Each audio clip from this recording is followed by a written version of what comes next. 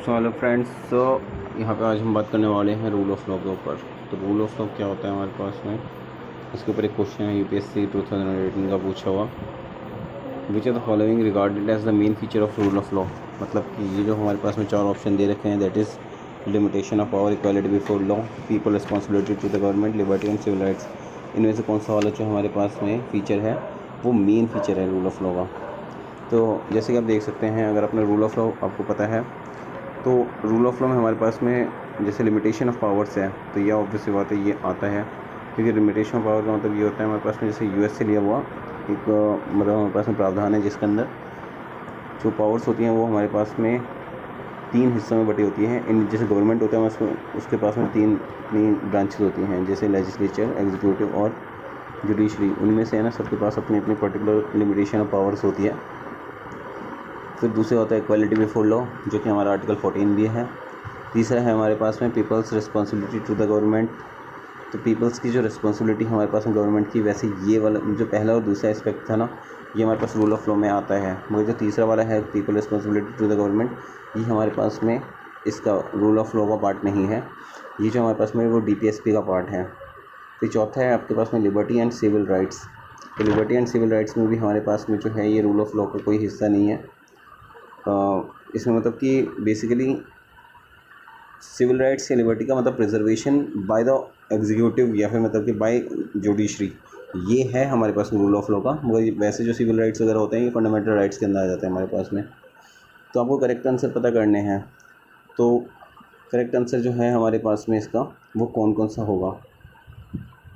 तो अब यहाँ पर से आप देखोगे लिमिटेशन ऑफ पावर्स जो है, ये ऑब्वियस सी बात इक्वालिटी बिफोर लॉ भी होगा, और लिबर्टी एंड सिविल राइट्स जो होगा ये भी होगा। क्योंकि देखो यहाँ पे लिबर्टी एंड सिविल राइट्स जो है ना, वो बेसिकली हमारे पास में ये प्रिजर्वेशन के बारे में बात हो रही है। प्रिजर्वेशन मतलब कि इसके लिए रिस्पॉन्सिबिलिटी होगी ऑफ द जुडिशरी या फिर एग्जीक्यूटिव की, ताकि वो हमारे राइट्स को बचा के रखें।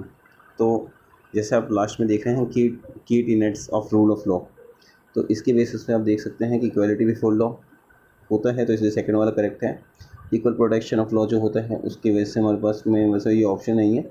मगर याद रखना, जैसे इक्वालिटी बिफोर लॉ है, ये क्या कहता है कि मतलब कि कानून सबके लिए बराबर होगा, चाहे वो एक सिर्फ राष्ट्रपति को छोड़ के फ़िलहाल, क्योंकि राष्ट्रपति जो होता है वो मेन माने जाते हैं मतलब कि लॉ का हिफाजत करने वाला। तो एक राष्ट्रपति को छोड़ के पूरे देश में जो भी हो, चाहे वो प्रधानमंत्री हो, चाहे उपराष्ट्रपति हो, चाहे वो वहाँ से मतलब ऊपर से ऊपर लेके मतलब चाहे वो नीचे के साइड में कोई भी हो, मतलब कोई एक गरीब इंसान हो या फिर कोई दलित इंसान हो या कोई भी हो, उन सब के लिए बराबर रहेगा। दूसरा इक्वल प्रोटेक्शन ऑफ लॉ की बात हो रही है, तो मतलब यही है कि लॉ सबके लिए मतलब सबको इक्वली प्रोटेक्ट करता है। तीसरी बात हमारे पास में existence and preservation of liberty and civil rights, मतलब कि जो हमारे को लिबर्टी है, लिबर्टी मतलब कि हमारे लिए मतलब जो छूट है, जिस तरीके से मतलब हम अपने देश में घूम सकते हैं, पढ़ सकते हैं, जो भी हमारे को मतलब कि आज़ादी मिली है हमारे कॉन्स्टिट्यूशन के द्वारा हम लोग को, तो हम उसको बिल्कुल अपने पास संभाल के रख सकते हैं। सिविल राइट्स हमारे कुछ हमको राइट्स मिले हुए हैं, right to freedom, right to speech वगैरह टाइप के जितने भी हैं, तो वो चीज़। फिर limitation of powers of executive and legislature. देखो मैंने जैसे बताया कि मतलब जो फॉर्म ऑफ गवर्नमेंट है ये तीन तरीके की होती है, लेजिस्लेचर, एग्जीक्यूटिव और जुडिशरी। तो भैया पावर्स जो है वो मतलब कि जो हमारे पास में है वो एग्जीक्यूटिव और लेजिस्लेचर के पास में अपनी अपनी बराबर मतलब की होती हैं, अलग अलग पावर्स होती हैं, ये एक दूसरे के ऊपर ओवरलैप नहीं करती कभी भी।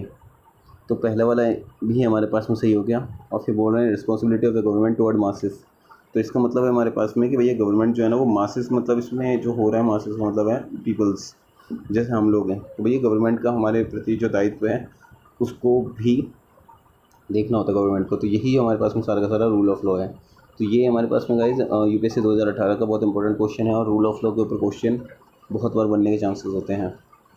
आई होप सो ये वीडियो आपको अच्छा लगा हो और ये जानकारी आपको काफ़ी सही लगी हो। Thank you guys.